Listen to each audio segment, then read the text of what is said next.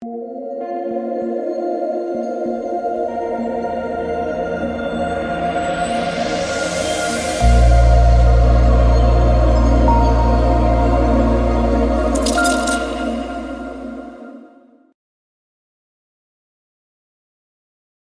Hero. Tyler Hero. Min price, free square, Tyler Hero with Jimmy Butler out. 5% shooting. Like, really? Really? Give me an average Hero game here, and it's a massive night for me, but no. I get punished with 5% shooting. So, let's go over my lineup. 8 chalky TJ McConnell. My stand was I liked these secondary pacers in tournaments. I was high on Buddy Hield. I was high on Miles Turner. I was really tilted at the first after the first quarter because they had like 10 points and Miles Turner played like 12 first half minutes. But luckily they got there. Turner played a lot more in the second half. But yeah, so Hield smash. Turner had a solid game.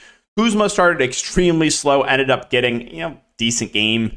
Peyton Pritchard was chalk. I was not fading. He was good. Denny, I was debated it for a second whether or not I wanted to swap off him, but ended up sticking with him off the bench. That was the right move. Went for 40 fancy points. I was shocked how low owned Bam Adebayo was. This also really tilted me because in the first half, they get 9 points, 3 boards, and that was it. And I was like, everyone just knew to fade mid-price Bam, but luckily he punished the faders in the second half. What did tilt me, though, is I had like the nuts before the Miami Heat news. I had Luka, I had Derek White in here, and had to pivot, prioritize Tyler Hero. So, fun stuff. Fun stuff. And of course, I pivot off Luka. Goes for like he's smashed. So. Yeah, solid 3x day overall. LeBron, I was a 4x day, and LeBron just went crazy in the second half there. But also really good day over on Prize Picks, which was nice. Full swept the board.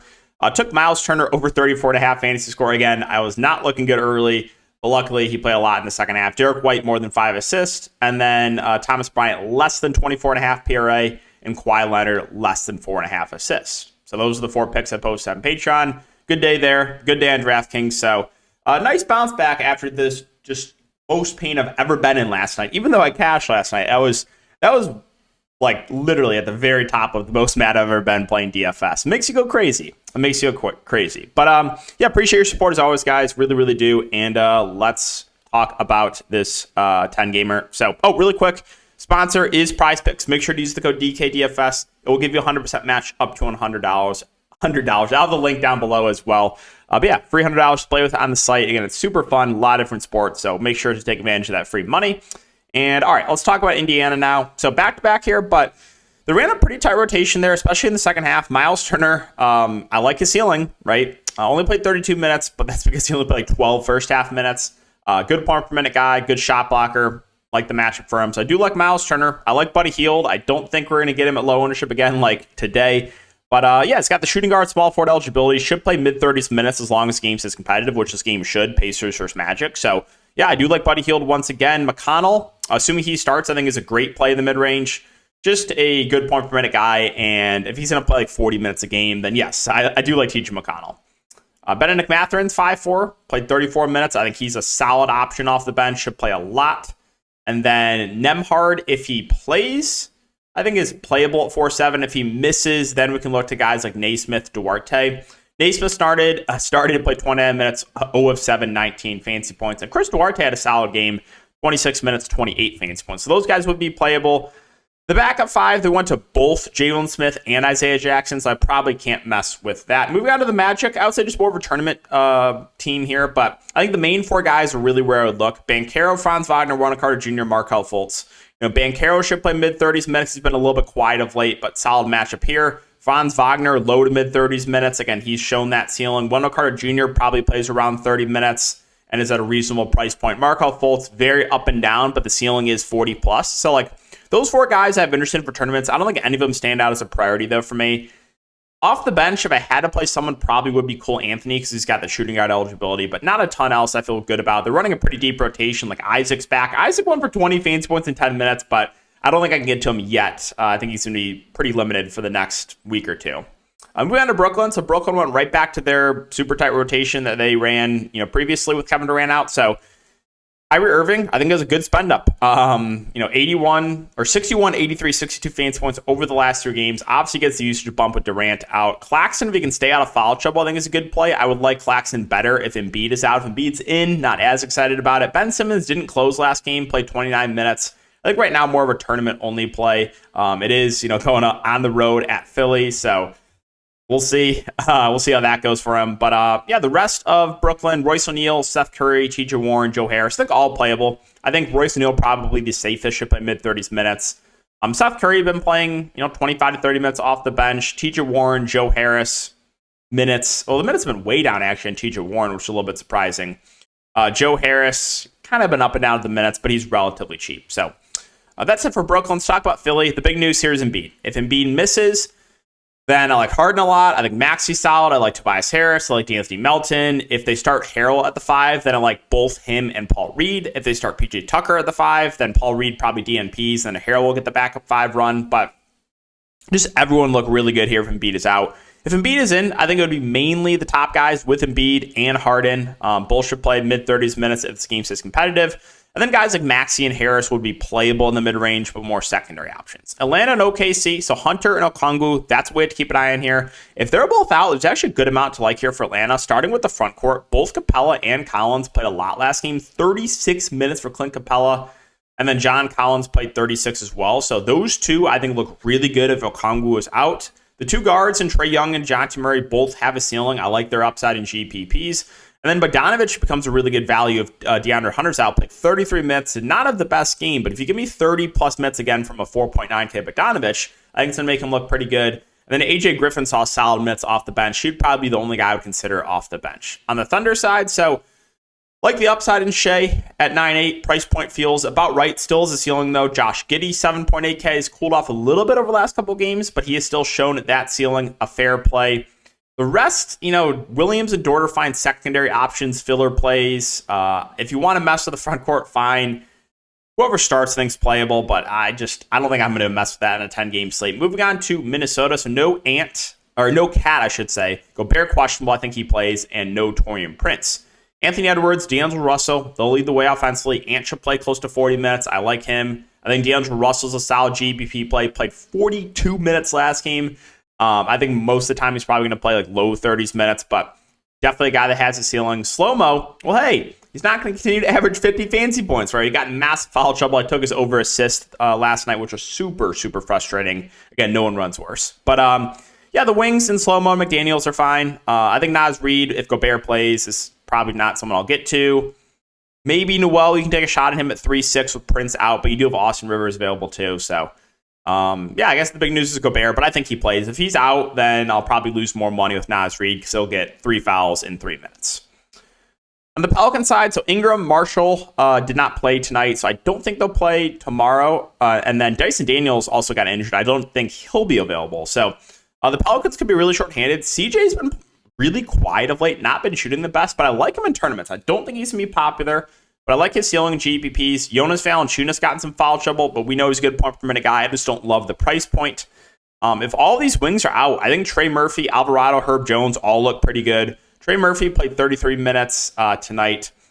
Alvarado played 27 minutes. We know he's a good point per minute guy. And then Herbert Jones dealt with some foul trouble, only played 24 minutes. But those guys all look pretty good.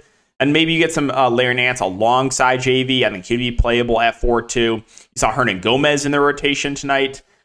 He played 23 minutes, surprisingly. I'm not sure if that happens again, but we know Hernan Gomez is a really good point per minute guy, so I did want to mention that. Denver and Milwaukee back-to-back. Maybe Jokic sits since he missed a few games with that hamstring. We'll see. Michael Porter Jr. missed again due to personal reasons. Don't think he'll be available, but we'll monitor that. So, assuming everyone plays besides MPJ and Bones, I think it's mainly the top guys like Jokic 11-6 if he plays. I like Nikola Jokic. Murray, Gordon, Bruce Brown would all be solid options. I think Bruce Brown would probably be your safest bet with the shooting guard small forward eligibility, assuming he starts and plays like low to mid 30s minutes. KCP, we know we're getting out of him 3-and-D. Like his role never really changes. And then don't know if I get to anyone off the bench. I mean, maybe a 3.2K Jeff Green, but we'll probably have better value. On the Milwaukee side, so just Bobby Portis out. Giannis, 11-5. I mean, looked good in the limited minutes he played against Detroit. It was funny. He took us under PRA that day. He had 20 points, 2 boards, and 2 rebounds in like 8 minutes. I was like, oh, that's chalked. But ended up the game blew out, and I won that somehow. But yeah, I like Giannis at 11-5. I think the rest of the Bucks are a bit overpriced. Like 8.9K for Drew feels a bit pricey. Chris Middleton, probably not going to play massive minutes. I don't think I can go there. You probably do get a little more run for Brook Lopez. He's fine, I guess. Allen, Connaughton, Ingles, they're all just there for me.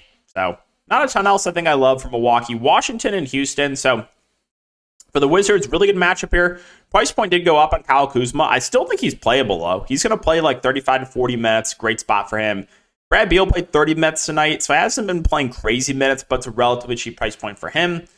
And then I like the front court, Gafford, Denny Advia. Gafford got massive foul trouble tonight, but we know he's a good point per minute guy. Denny had a really good game off the bench. I like him at 4K again.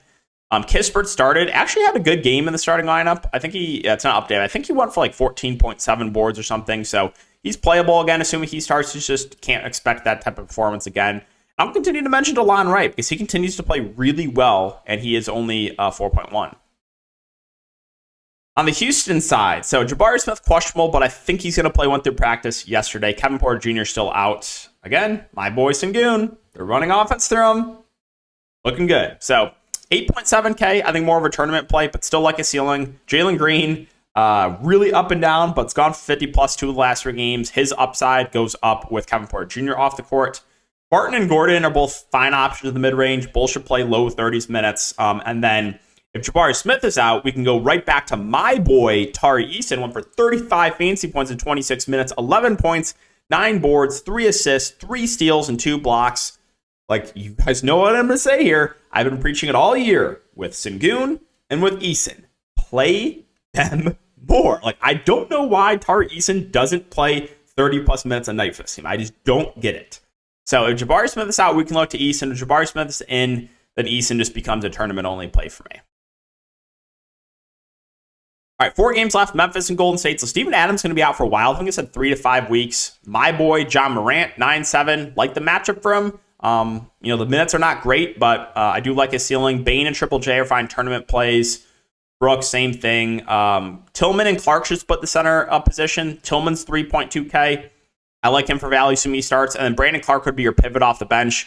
He let everyone down, including myself, last night. But if everyone plays Avery Tillman tomorrow, assuming he starts, I'm fine going to Brandon Clark at lower ownership. But we'll see. We'll see what the ownership comes in on. I'm guessing Tillman will be more popular if he starts, but we will monitor that. Golden State, basically everyone healthy. I like Steph in tournaments, as I always do. Ceiling's there. He's never really popular, especially when he's over 10K. Poole, Thompson, both viable. I think it's easier to get to Klay Thompson for $1,000 less. I like the front court with Draymond and Wiggins. I think both are pretty safe plays. Both should play low to mid 30s minutes. Both are in the low 6K range. So like Wiggins, like Draymond Green. Don't really know if I get to anyone else, DiVincenzo or Looney or Lamb. So let's move on to Toronto and Sacramento. So Toronto, OG Anunoby should be back. Last game he missed. Precious Achiuwa started, played a ton of minutes, and then Boucher played decent minutes off the bench. But yeah, Toronto right back to their tight rotation. Siakam, Van Fleet, Barnes, Gary Trent, all in play. It's a great matchup. I like all the main guys. The issue is, again, trying to figure out who it's going to be on a night-to-night basis. That's a really big night. That's always the tricky part about the main Toronto guys. But basically, I have interest in the whole starting 5. Achiuwa, if he goes back to the bench, probably becomes a little bit too pricey at 4-5. And then Boucher becomes a lot riskier. He played 23 minutes actually last game, but if Achiuwa moves back to the bench, Boucher's minutes again become riskier, and he would just be a tournament-only play. On the Sacramento side, they're running a really tight rotation right now. I think Sabonis at 10-4 is a pretty safe option at the top. Dealt with some foul trouble plus blowout last game. He should play 35 to 40 minutes. Fox is 8-4. He's playing mid-30s minutes in a competitive game. He looks solid. Barnes, Herter, Murray, all playing big minutes, especially Keegan Murray and Harrison Barnes. I think the mid-range options here look pretty good. Again, I can't, man. You know what I'm going to say. I've literally been preaching this for the last 3 weeks. I'm like, Malik Monk's going to have a good game pretty soon. And when he does, he just has a massive ceiling. And I literally was chasing it for so long. Played him here. Finally faded. 13 points, 9 boards, 8 assists. Like a triple. Come on. So, yes, Monk's in play for tournaments, but I'd probably only go there if he's low owned. Utah and Portland. So, Lauri Markkanen, even though I'm not a big fan, I don't think he's that good. He's been playing extremely well and is also their go-to guy. So, small forward, power forward eligibility. I think he's firmly in play at the top. Clarkson and Conley are kind of just there. Conley should play, 25 to 30 minutes.